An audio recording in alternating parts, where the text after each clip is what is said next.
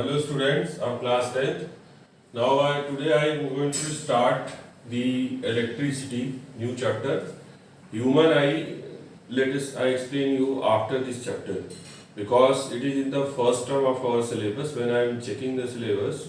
So now I am going to start this chapter, and earlier the Vinesh sir is explaining to all the section, but I am starting to our both the section. Is it clear? So now in this chapter we are going to discuss about the introduction, that is second point, electric charge.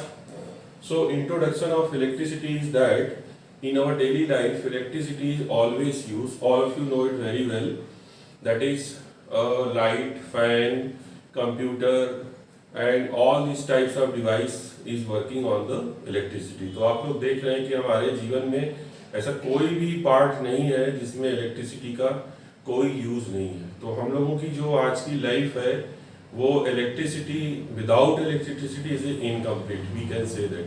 So in our daily life we can use the electricity in of the different types of the energy. So that energy is in the form of chemical energy, that is in the cell, electric cell, it is used in the chemical energy. Then light, bulb or anything, we can use this electricity here also. And for the sound purpose we can use the electricity. Similarly for the mechanical, all the machines are running through the electricity, so they were doing the mechanical work.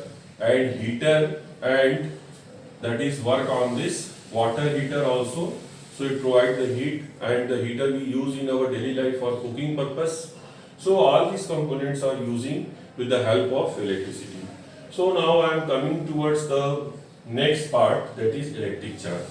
And before explaining this electric charge and its property, I just explain you that it is electromagnetic waves, electricity, and when its invention is done, so we got the two types of the charge. One is our static charge, another one is dynamic charge. So first of all I am just discussing with you this static charge. So static charge is of two types, means positive charge and the negative charge. So how in the beginning of this electricity charge is produced. So now I am just explaining you with one example. Suppose when you can take a glass rod is rubbed with a silk, right? You can take a glass rod is one of the component, another component you can take the silk. Then what happens, it loses, glass can loses the electrons and become positively charged. So it become a positively charged, and afterwards the silk on the other hand gains an equal number of electron. So whatever that number of electron glass can lose, that number of electrons silk can that receive it.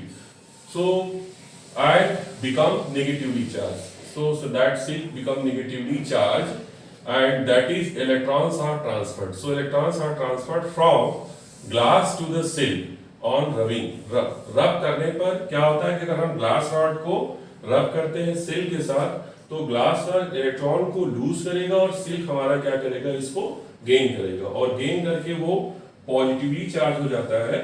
और इसके बाद silk जो होता है on the other hand gain an equal number of electron and become a negatively charged. वो आपका negatively charged हो जाएगा. That is electrons क्या होंगे, ट्रांसफर हो जाते हैं from glass to the silk on rubbing. रब करने पर ऐसा होता है. फिर इसका कंक्लूजन क्या निकलता है, तो इससे कंक्लूजन ये निकलता है कि thus the magnitude means the value, magnitude of positively charged on the glass पे जो हमारा होगा positively charged हो जाए, that is equal to the magnitude of negatively charge on the silk. So this is only the static charge. I am discussing about static charge. In daily life also, suppose if you can take a pen or scale, rub with your hair, and you can bring near to the piece of paper, then it attracts the piece of paper. What happens? There is a static charge. Static charge means the charge which is in the rest. Charge जो हमारे rest की condition में होते हैं उनको हम लोग static charge करते हैं. ठीक है, तो पहले ये हमारा चार्ज ये ऐसे इसकी इन्वेंशन हुई थी. फिर बाद में हमारा ये डायनेमिक चार्ज आता है कि जो कि हम इलेक्ट्रिसिटी को करते हैं. तो डायनेमिक चार्ज में हमारा चार्ज होगा Q equals to N into E. ये हमारा नंबर ऑफ इलेक्ट्रॉन्स पे डिपेंड करता है. और वैसे भी हम लोग जो चार्ज हमारा रेट, जो चार्ज की फ्लो करने की रेट होती है, उसी से हम करंट को भी डिफाइन करते हैं। तो हम आपको नेक्स्ट पॉइंट में आपको बहुत अच्छे से बताएंगे कि इलेक्ट्रिक करंट कैसे प्रोड्यूस होता है। तो पहले हम चार्ज के बारे में बता रहे हैं आपको, और इसकी जो प्रॉपर्टी होती है, चार्ज की प्रॉपर्टी पॉजिटिव और नेगेटिव दो प्रकार के चार्ज होते हैं। तो पॉजिटिव और नेगेटिव चार्ज के बीच में आपका फोर्स ऑफ अट्रैक्शन वर्कआउट करता है, और अगर हम नेगेटिव चार्ज को लाते हैं तो ये हमारा जो हो जाएगा, इसमें फोर्स ऑफ रिपल्सन होगा।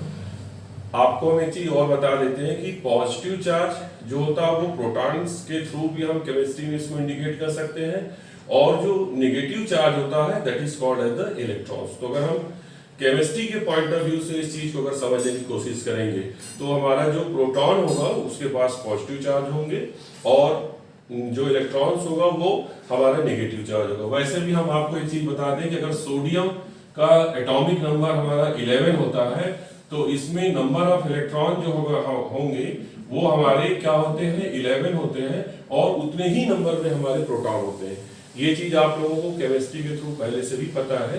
तो ये आपको हमेशा दिमाग में रख करके चलना है कि जितने भी हमारे चार्जेस होते हैं, कहने का मतलब है कि पॉजिटिव चार्ज होंगे उतने ही हमारे अमाउंट में नेगेटिव चार्ज होते हैं, और चार्जेस का जो प्रॉपर्टीज है वो आपस में जो सेम टाइप के चार्ज होंगे उनमें फोर्स ऑफ हमारा रिपल्सन वर्कआउट करता है, और जो डिफरेंट चार्जेस होते हैं, जैसे मान लीजिए पॉजिटिव दूसरा नेगेटिव है, तो उसमें हमारा फोर्स ऑफ अट्रैक्शन वर्कआउट करेगा।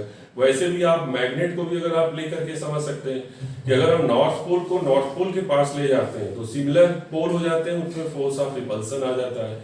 यदि हम नॉर्थ पोल को साउथ पोल के पास ले जाते हैं तो ये डिफरेंट पोल्स होते हैं, तो इसमें फोर्स ऑफ हमारा अट्रैक्शन आ जाता है।